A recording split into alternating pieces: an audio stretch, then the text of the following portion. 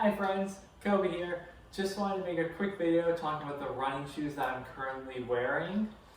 I wore a lot of Asics running shoes and I always enjoyed how cushy they were, but I found them a little bit heavy. And then I wore a lot of Mizuno running shoes and they were really light, but I felt like they weren't cushy enough. And I tried a pair of Nike Epic Reacts and I absolutely loved them because they were really cushioned, but they were also lightweight. I then tried the Epic React 2, wore them a lot, ran a ton of miles in them. I had two pairs, ran both pairs into the ground, and I've since only been running in Nike running shoes. So the first shoe that I'm currently running in is the newer version of that Epic React, and it's called the Nike Infinity React. So it's a similar idea. It still uses the React foam, which is a very squishy, soft feeling foam, but it's really responsive. And it also lasts a really long time, so you can put a lot of miles into this shoe and it'll still feel nice and fresh. One thing that's really neat about the Infinity React is that the sole of the shoe is very wide.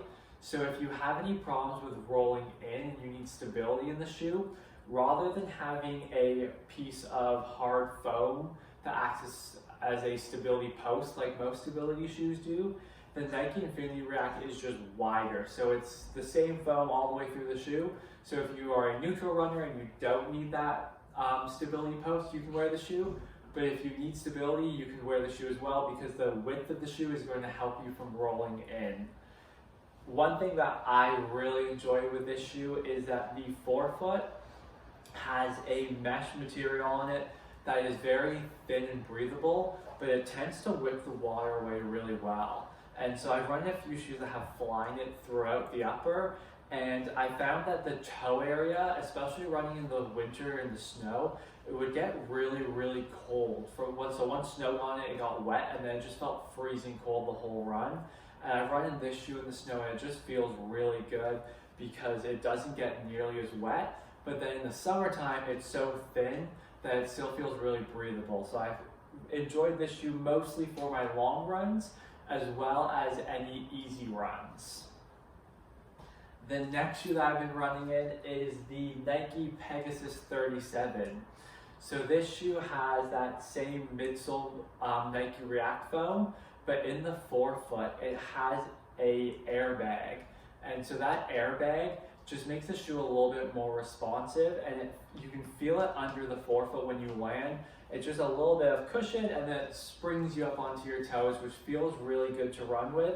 It's more of a traditional style shoe, so it has a tongue and the laces lock over your foot, whereas in the Infinity React, the tongue is just all built in, so it's just a one-piece upper. So if you like a more traditional fitting running shoe, this feels really great. The other nice thing with this is around the collar of the shoe, the tongue has a V cut in it, so you don't have to wear a higher sock if you worry about the shoe rubbing on your foot, because the way the tongue sits, it won't rub in even if you don't have a high sock. And then around the ankle collar is very padded, so it just feels a little bit more comfortable, as well as at the back of the heel, it flares away from your Achilles, so if you have any Achilles problems, this shoe should help because it's not going to rub on your Achilles. I wear this shoe for a lot of my easy runs, long runs I'll wear this shoe on, and I have done a few tempo runs. It's not my favorite for tempo runs, but I feel like you can definitely do tempo runs in this shoe, and it performs pretty well with those. The next shoe is, I think, the most versatile shoe I have from Nike, and that's the Nike Pegasus Turbo 2. So the bottom half of the midsole is the same Nike React foam, but the top half of the midsole is Nike Zoom X foam. And the Zoom X foam is a lot lighter and it feels a little bit squishier and it's very responsive. So it's what they use in their Vaporfly and Alphafly shoes, which are a marathon racing shoe.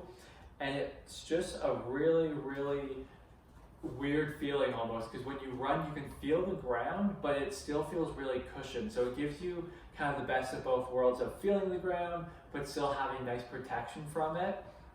And this shoe I've done everything in, so I've done long runs and easy runs, which it feels really, really nice for. up to, I only run 10, like the furthest I'll run is 10K, so up to 10K it feels great. But then I've done tempo runs in this shoe and it feels really good to pick up the pace in, as well as interval runs. So you can run really quick in these shoes and they still feel like they're performing really, really well. They're incredibly light, so compared to any of the Infinity or Pegasus, it just feels a lot lighter. The upper is very loose, not loose, like unstructured, I guess would be a good word to describe it. So it just feels like it's very kind of flimsy up top, but that just cuts down a lot of the weight. And I do find that there's these little pads that run inside the shoe that go underneath your ankle bone, and they do a good job of holding your foot in place, and they do provide a little bit of cushion. So you still get some comfort, but you will notice that the ankle collar of the Pegasus Turbo 2 is nowhere near as cushioned as the collar on the standard Pegasus. And then one other thing, just from a durability standpoint, is that there's not any rubber in the middle of the shoe. So on the heel and the toe there is, but that middle part is exposed. Whereas if you look at the standard Pegasus, you've got rubber throughout. The final shoes that I've been running in, I have two pairs of them, and they are the Nike Zoom Fly 3s. So these are the fun shoes. These are the ones that you can run fast in.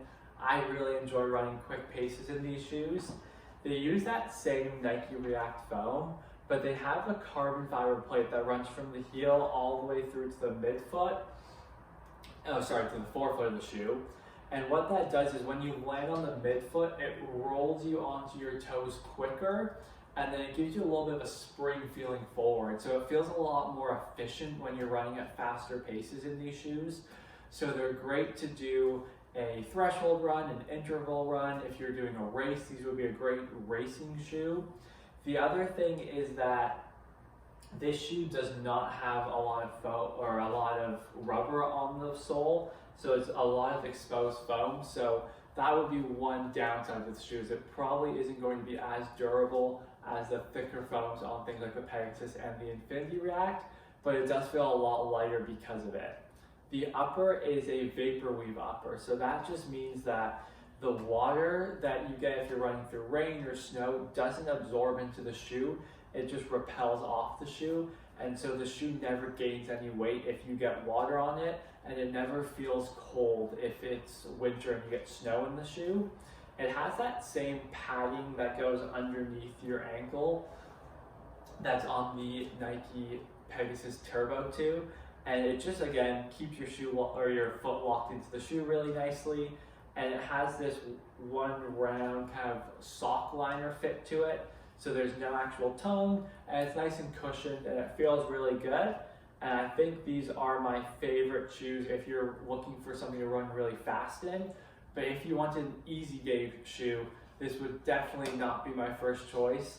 The heel of the shoe is very narrow compared to something like the Infinity React. So the narrow heel just makes the shoe not feel nearly as stable, especially if you're going at a slower pace where you might be landing further to the back of the shoe. I hope you enjoyed the video. If you have any questions, please let me know. Also, let me know what is your favorite brand of running shoes. So do you wear one brand, or do you have a couple different brands that you like to run in? And do you have different shoes for different types of runs? Or do you just have one workhorse that you wear for everything?